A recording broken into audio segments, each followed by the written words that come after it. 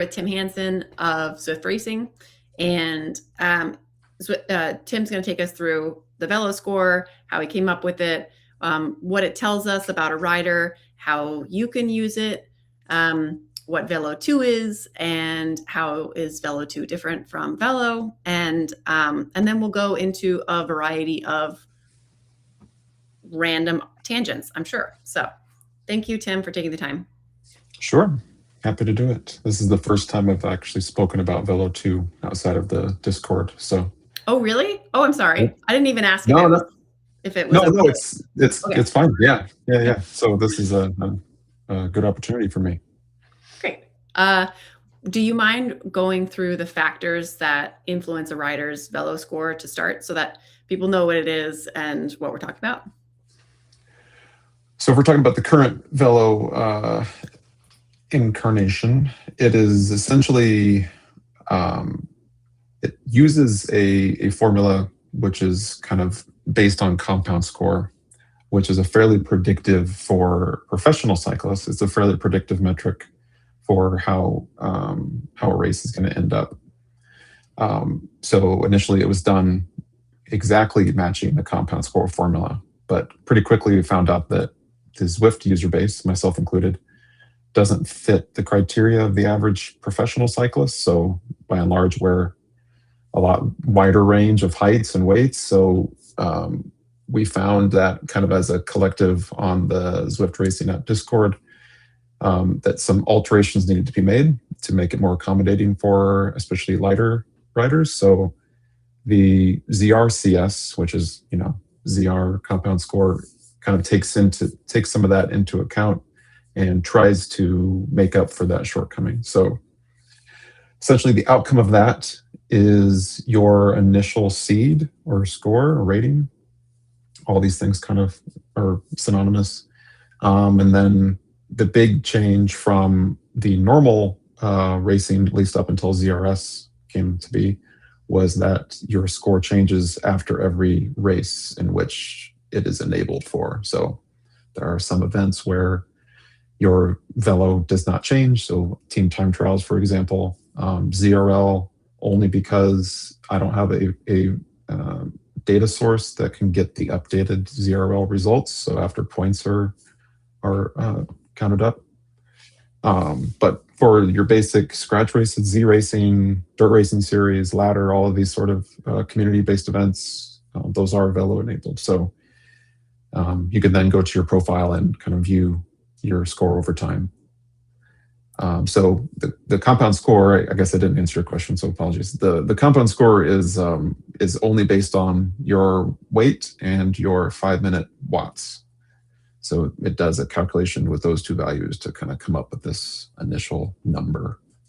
And so generally, I think the average is just under 1,000, kind of globally for the entire Zwift racing population. And then numbers can be up to, for like the top mixed, or up to 3,000, 3,500, something like this. And I believe the top women are, I think, 2,200, 2,500, sorry. Yeah, 2,497 right now. The top just initial compound score? No, the top current score. So that's okay. After the results have been kind of included. But I could look up the top seed or top initial score. Because I can imagine it's way lower than that because of generally. Yeah. And then the things that influence after the racing is taken into account. Your score also accounts for the strength of the field, right? So if you're racing everybody that's the exact same score as you, I know that wouldn't happen, but if your score was 1,000 and you raced everybody whose score was 999 to 1,002, then your score would not go up beyond 1,002 if you won, right? Or yeah, you'd see very, very little change. But if you enter into like Zwift games, for instance, would that impact your score a lot because you've got a really broad group that enters it? Yeah, so there's a few factors that that determine how much your score is going to move. Like the field strength, like you said, is definitely one of them. The field size is one of them. Um, so yeah, so it tries to calculate your. So it's based on ELO, which is why it's called vELO. It just works out really nicely that that's a cycling term. But ELO is this like formula that was generated by this guy. I think his surname was actually Elo. He was a professor or something, and was really involved in the professional chess community. And so they wanted some way to be able to measure who was the best at chess. And so this guy came up with this rating, which I believe is still in use today. They've modified the chess specific one a little bit, but essentially it tries to calculate for in our context, because it's a multiplayer, it's not just a 1v1. So it tries to calculate where it expects you to finish based on your score versus everyone else's. And then where you do finish, then from there, there's some amount of volatility that can be introduced or multiplied. So if it's your first few races, generally your score will move more than for people that have raced a whole bunch, because by then it kind of infers that it needs to move less as it knows more about you. Is kind of the idea behind that. So that can explain why you sometimes see a big spike for someone if it's their first race or second race. So my score is currently 1334. If there's a woman that had a comp, and I've raced a lot, if there's a woman who enters and her compound score is 1300, and then it's her first race and my 600th race, and we enter the same race and we finish back to back out of 400 in a big field, her score is going to move more than mine? Yes. Yep. Interesting. Because it will assume that because it doesn't have a breadth or a body of work, that there's more volatility involved. So ZRS has a very similar concept because they've used this different system called OpenSkill. And so they have a whole kind of this notion of, I forget the actual name for it, but it's like a volatility that starts at 8.0.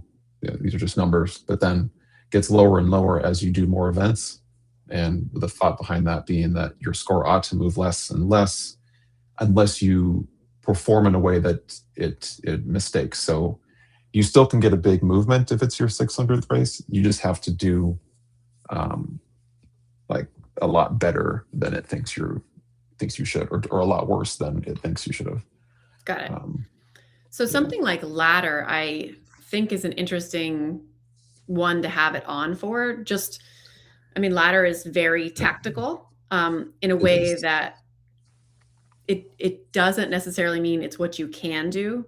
Like I, for instance, race with a mixed team, and that mixed team, the women, except for me, because I'm huge, the women generally are light, great climbers, and the men are bigger diesels. And when we race teams that are men, we use tactics that might not be predictable in order to get our lighter women away from the pack to avoid a bunch sprint for the most part. So those women are going to finish first or second, not because the 8th place person on our team might not be able to beat them in a 1v1, but because we are playing tactics out because everyone gets a point in ladder. Yeah. And so does the program know? How would they know that? How would they account for that? It wouldn't. So, that is a kind of recurring theme or recurring conversation for ladder in particular, is whether or not it should be vELO enabled. Okay. So yeah, it's definitely not a set thing. I think it's interesting with vELO 2, which we can come on to, whether the additional accuracy, or my belief of the additional accuracy, would make it such that ladder folks might be interested in not having it enabled for ladder events, but Yeah. remains to be seen. I've not actually talked to them at all about that, but Well, so. I remember talking to you a while ago about mini races and how women didn't really want mini races to impact their velo score because it is a short race, and on the women's side, we've been using mass starts. So A to E are in the same pen. Everybody's just starts Mhm. together to give us some company when they have smaller fields. So I remember talking about how it bothers some women when their scores jump a lot or decrease a lot in mini races. And I remember you would come up with a solution for that, right? So Yeah, I think velo 2 addresses that yeah. in So large part. before we hit velo 2, I'd love to just say, how would a woman use her velo score to kind of see, to get an impression of where her strengths might lie and what types of races might benefit her? I mean, there is the obvious Um, case of a very light climber probably knows that a flat out course is not going to be for her. yeah, So outside of that extreme example, yeah. So I think what's important for everyone, and myself included, is that the velo is a categorization metric and not a ranking metric. So I think it's really hard to, and obviously I've not done a good job of this, but it's hard to de-emphasize the velo number, because really the point of it is to put people in a pen of competitive environment, like a competitive race for 10 to 20 people, 50, whatever the number is, and not so much I want to keep, I want that number to keep going up or down, or you know, that's kind of the byproduct of doing well, is that it will go up, but really it shouldn't feel like I do this the same thing, but like it shouldn't feel like a like disappointment because it's gone down because I got 13th instead of 10th in a Z racing event, for example, and now it went down 2 points. Um, by and yeah. large, I'm still going into the same pen, so it's not like it affected me in any real way. Um, so the the intention of the ranking point system, which kind of lives alongside of velo, is that that is the kind of output. So if you consider velo as like the input to the race, then the ranking points are what you get out of it, and then you can use those to um, try to move your way up the ranking within your category. So like for you, for example, you're quite highly ranked in your category. So having the stars like above your number in Zwift Racing app is kind of a way to kind of give you something to strive for. So yeah, I don't know if I answered your question there. I apologize. Uh, I think so. okay. So I'm going to, how do I remove Yeah, that? let's have a look. How do I don't want this other one in there. How do I take that off? Okay. I'm going to take our faces off for the second. So Okay. that, I'm good with that for me. yeah. So we can just do this. All right. So this is my information. Mhm. And what I like to look at is, like on the velo side, I like to see, like, where am I going? Have I been decreasing or increasing? And for me, it's not the number. It's more like, am I more a platinum? Am I more an amethyst? Because when I come up against another amethyst, Mhm. I want to be able to think like, how am I going to be able to perform against them? And it's not necessarily always accurate, but True. the more points you have along this line, the more times you're ranked within that period, right? Right. Yeah. So Yeah. this is my critical power, which I'm assuming is my FTP. Kind of. So that, and I've considered removing that value and the work capacity because I don't think they're Yeah. accurate enough. Is this like Only W be balance? correct, yeah. Yeah. And so the problem with those is that the only information I have are 7 power data points, so 5 second 15, 30 seconds, and then 1, 2, 5, and 20 minutes. Mm. And that's all I've got. And so that's not, I don't think, enough data of the power curve to really have an accurate enough number for those two. So I think I'll probably end up removing them. Yeah. Some I people mean, have like really wild values there, and it's obviously way wrong. But yeah. yeah. Some people have bizarre numbers. Yeah. Where I'm like, that can't be right. But then you've got your compound. This is the basis of your ranking, right? Yep. Yep. So mine is 1162 and my current rank is 1334. So Mhm. that says to me that I am using my power well. That's what I would Yeah. interpret this as. Yep. You're a good player. Yeah. So if you were a time trialist or a used to just being like a ITT person, just that's all the races you did, your Mhm. compound score and your performance might be the same, right? Because Correct. Yeah. you're not Yep. taking racecraft into consideration really, except for your own, but you play your power numbers correctly and your score stays the same, really.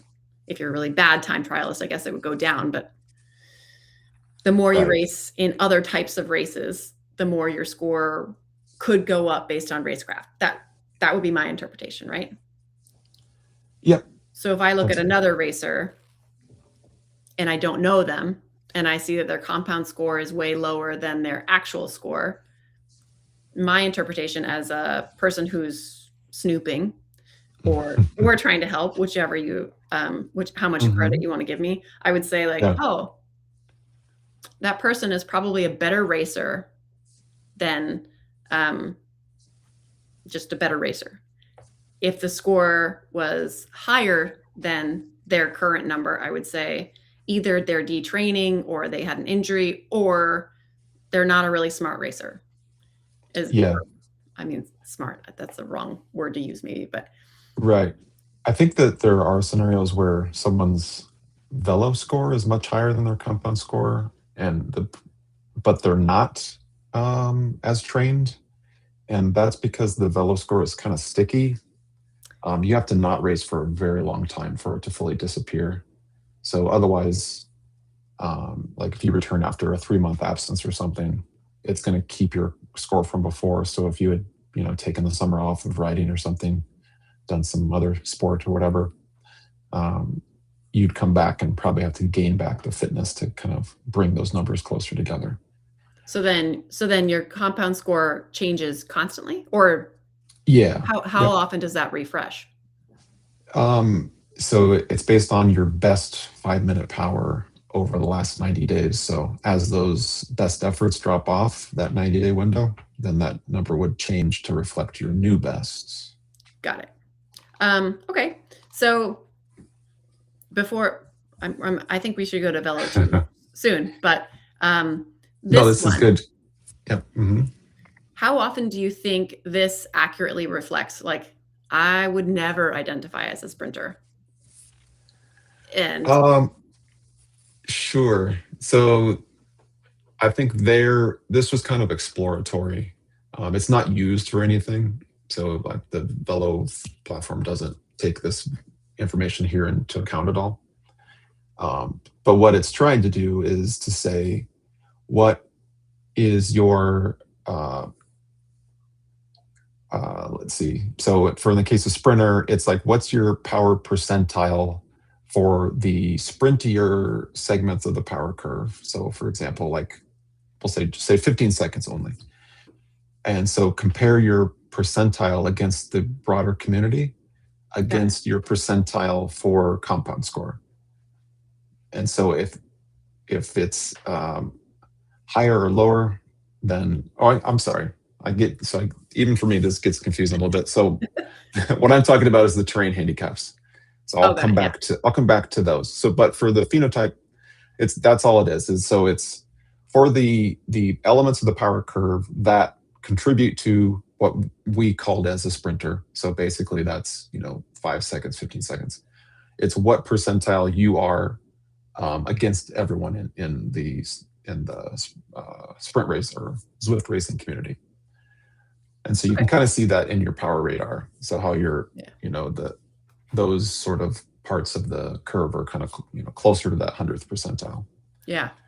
And so as you get close to the 100th. Right. So that's why it's calling you a sprinter, is just that compared to your current climbing, so that would probably be 20-minute watts per kilo, 5-minute watts per kilo. Compared to those percentiles, you're higher. Got it. All right. All right. I see it. I see it. Okay. So vELO 2, would you explain for all of us that? Sure. Exciting time. So, and should I click into anything to show it better, or? Yeah. So I'll give a little preamble. So the terrain handicaps, that was without any sort of handicapping. Yeah. You run into the situation like we have with Zwift Racing Score, where if I'm a climber and I only ever join climbing races, your ZRS is just going to keep going up, because you're going to outperform what it expects you to if you always do the kind of events that you're good at. And so the intention of the handicap system was to say, okay, so based on your power profile, if you enter a climbing race, but you're a more of a sprinter type, you don't have the really high 20-minute watts per kilo, it's going to reduce the expectations it has for you. So in effect, it's going to protect you from losing a bunch of score for having joined that climbing race. And it's going to do the opposite for a flat race. So if I'm a sprinter type, I join a Z racing that happens to be like pan flat on the Paris course or whatever, it's going to increase the expectations it has for me, because relative to my compound score percentile, my sprinting capability is higher than that. So it's going to say, well, instead of maybe thinking you're going to finish 5th, I'm going to say you should finish 3rd or 2nd or something like this. Okay. So that's what that did. But the problem with that, and where vELO 2 comes in, is that those don't change based on your results. It's power only. Got it. And the bigger issue is that it forces the vELO platform in its current iteration to categorize every race into one of 4 buckets. Either the race is flat, it's rolling, it's hilly, or it's mountainous. And that works okay for probably half of the races, but the other half of them are kind of squishy in between. And so you kind of have to make a decision one way or the other, and then the person so you can see how it's not refined enough. So the idea of vELO 2 is to take the terrain handicap concept a bit further, in such a way that every race has a unique set of weights. So we've defined, I think, 5 or 6 different factors. That's what we're calling these things. So it's, if you click the factors in the top, So there is sprint, punch, climb, time trial, speed, pursuit, and endurance. And so what happens is every event, whether it be a 5-minute tiny race or a 2-hour epic race, uses a unique kind of percentage of those, like generally 5. The time trial speed only comes into effect for. So if you take sprint, punch, climb, pursuit, endurance, every race is going to have a unique kind of weighting depending on the actual GPX of the course. So I now have, for every route, if it's the first 20K of a 40K route, I know exactly how many climbs are in that first 20K and the elevation gain in that first 20K, so I can produce what I believe to be an accurate weighting. Wow. And so then from there, I've defined formulas for how to give you an initial seed score, so much like the compound score, for all of those factors. And in an effort to make this easier, or in an effort to make it seem more similar to ZRS, instead of it being an unbounded number, so it could be 1 to infinity. It's now being constrained to 1 to 1,000. So So yeah. yeah. So if you had a course, this weekend's actually a great example. So we had a long format women's race that was supposed to emulate Paris-Roubaix. It was in France. It was on Nights of the Roundabout, where first 40K were really flat, and then you went up the Petite KOM, back down, and then a flat finish. So that was both long, so over the 20K for sure, but it had, after the 20K, a 6-minute effort. And that would be weighted as you're saying as a sprinting course, because the first 20K were flat, or the whole course would be? I can actually show you if you like. Oh, yeah. So in the reference, I've added, there's a routes reference page. In the top nav there's a reference dropdown. Yeah. So if you go to routes, and once this loads, there's a detail and vELO weights selector at the top. Yeah. So if you click that, now the caveat here, and I should improve this, is that these weights are for one lap of that course. So first, like the route you're talking about, it's accurate because generally you're doing one route of that. But for shorter routes where you do many laps like a crit, then it's going to look wrong because it will be wrong. Yeah. But in your case, so that race was weighted as 71.11% endurance. That makes sense because it was long. Yeah. And that's another major difference between vELO and vELO 2 is that vELO didn't have any concept of endurance. It was just the climbing, how much elevation was being gained, not how long it was. So yeah, that's an excellent. That's an awesome addition, actually. Yeah, and so if you're looking to do recon, so like I like to DS a lot. This is where most of my questions come from. Sure. And when I think about DSing, usually I'll go to like this type of page and I go through, like what are the banners? So how many helping points are you going to get? What's the elevation gain? And then I'll look at the competition. But this would be a great tool for people looking at their own power profile and thinking, where can I perform? Where can my team that is similar to, if they're similar to you, where could we perform? And they could look at their own ranking. Like if they're puncheurs, they could literally scroll through here and say like, oh, well, Croissant looks like a really good course for my type of racer, right? So to me, that is amazing. That would be a total win for recons. Did you foresee it being used in some other way that I'm not thinking of, or? So some organizers asked if I could kind of publish that information just so they could see it when they're making their decisions about what routes to use for a tour, for example. So I think that's super. When I'm looking at beating a team, and I know my own strengths, I'm going to go here. This is what I'm going to do. This is excellent. Okay. And I think women captains, women organizers, and women tacticians could definitely use this. I think this is excellent. Okay. Do you want me to go back to? Yeah. Yep. All right. All right. So you've got these factors. So there's a formula that I wrote for each of them to set your initial value for the 5 factors. So for example, I don't know what your starting would have been for sprint. The current value is 584. Okay, we'll do endurance, sure. Okay, so endurance, your current value is 506. It looks like your first seed was 471.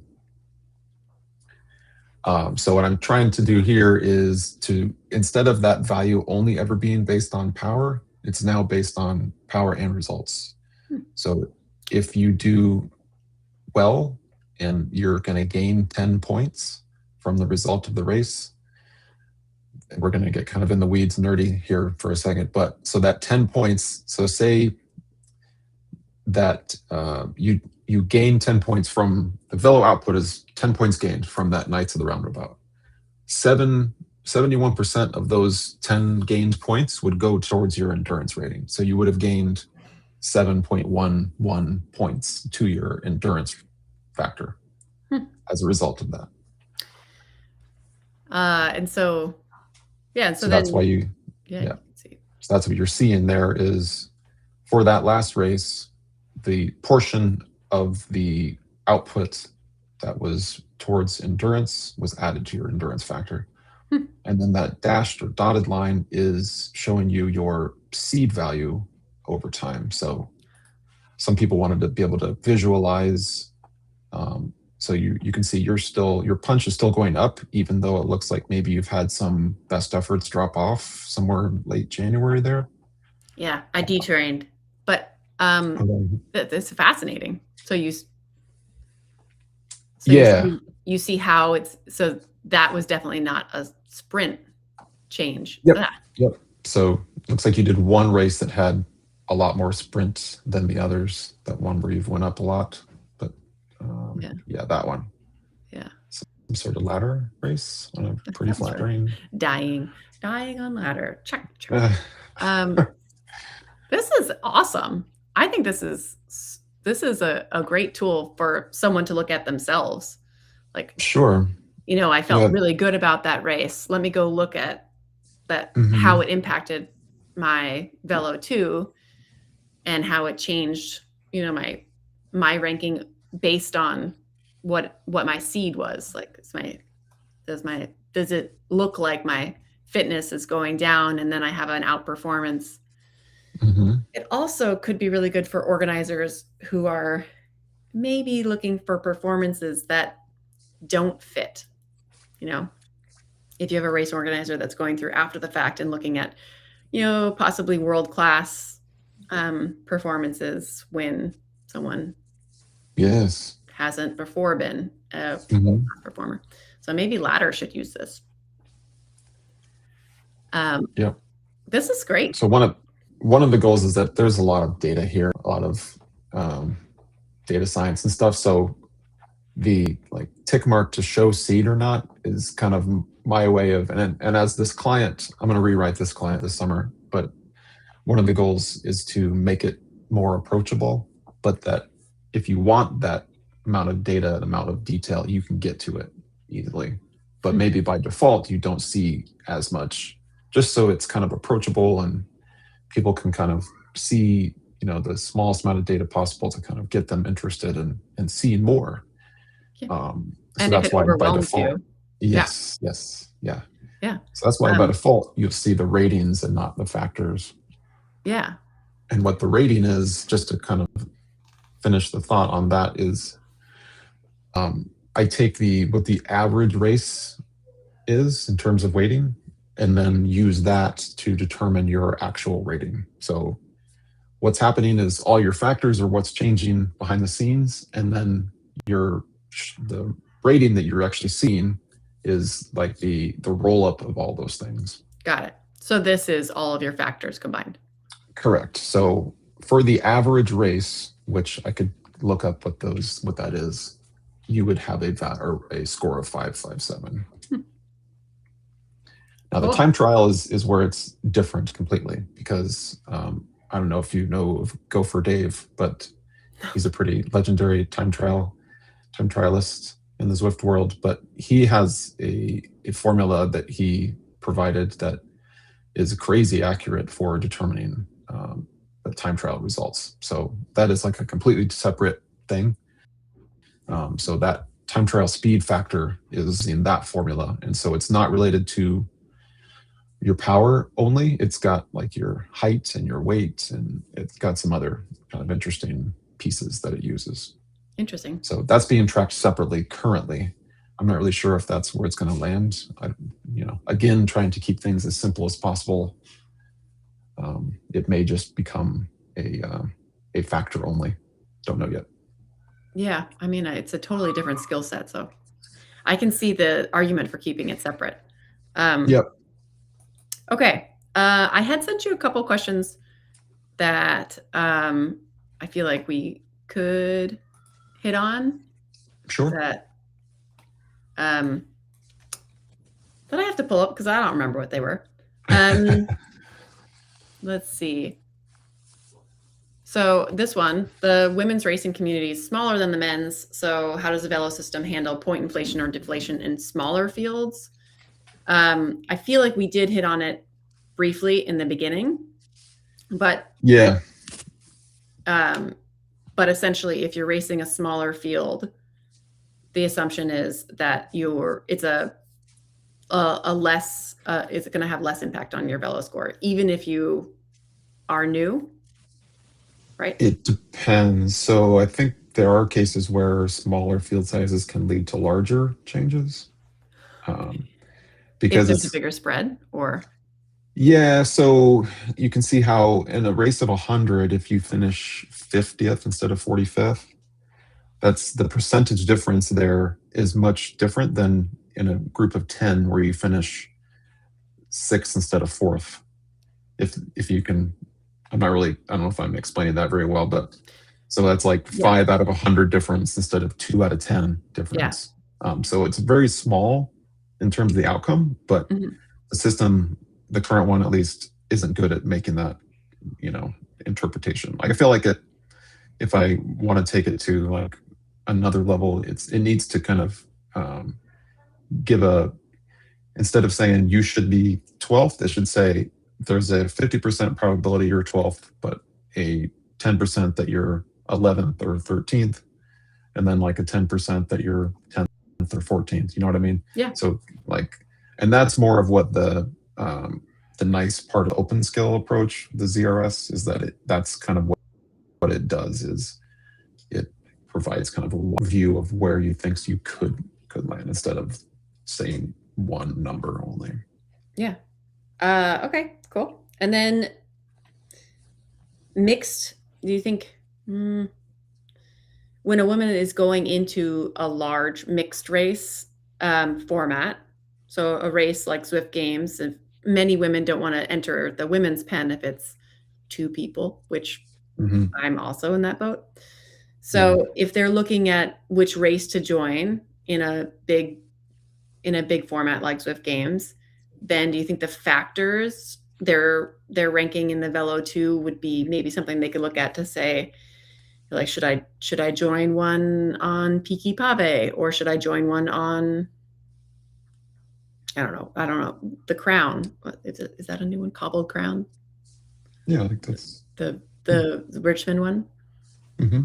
So they could go and they could say, oh, it looks like I have a pretty strong puncher. I have a pretty strong punch in the factors. That's maybe where I can hang on the most. Or do you think there's some other way that they could use it, essentially?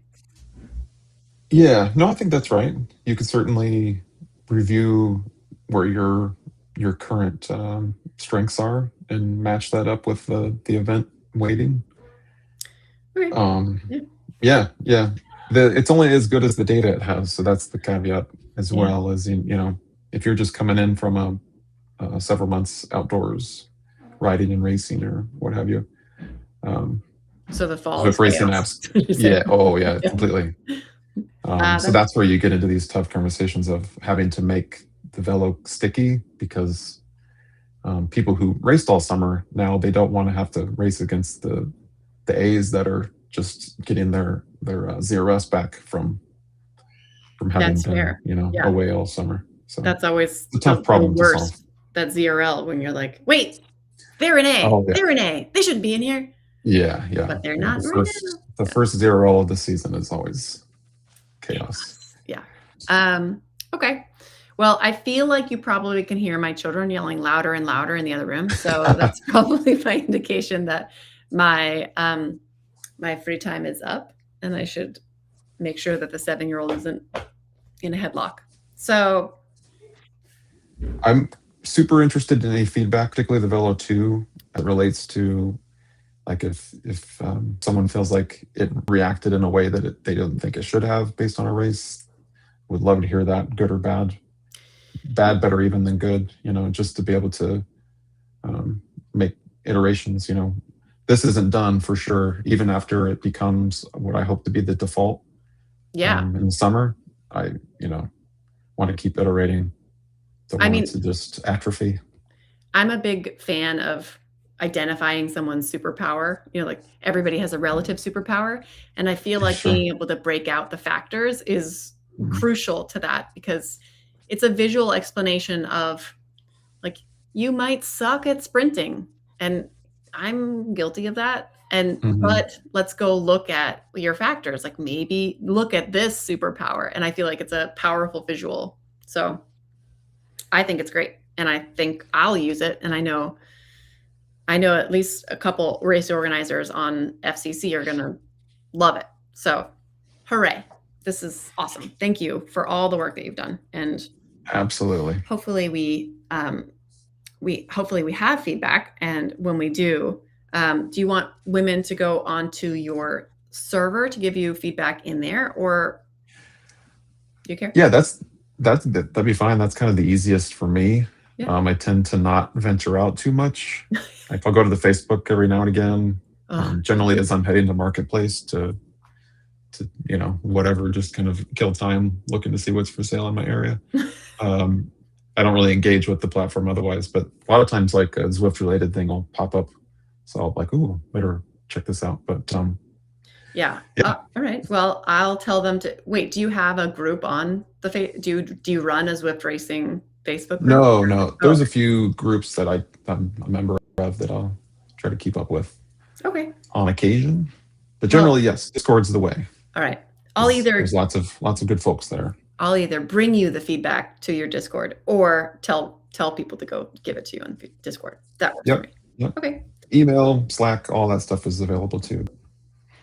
Okay. You have a personal Slack? Isn't Slack a business? Well, through Zwift.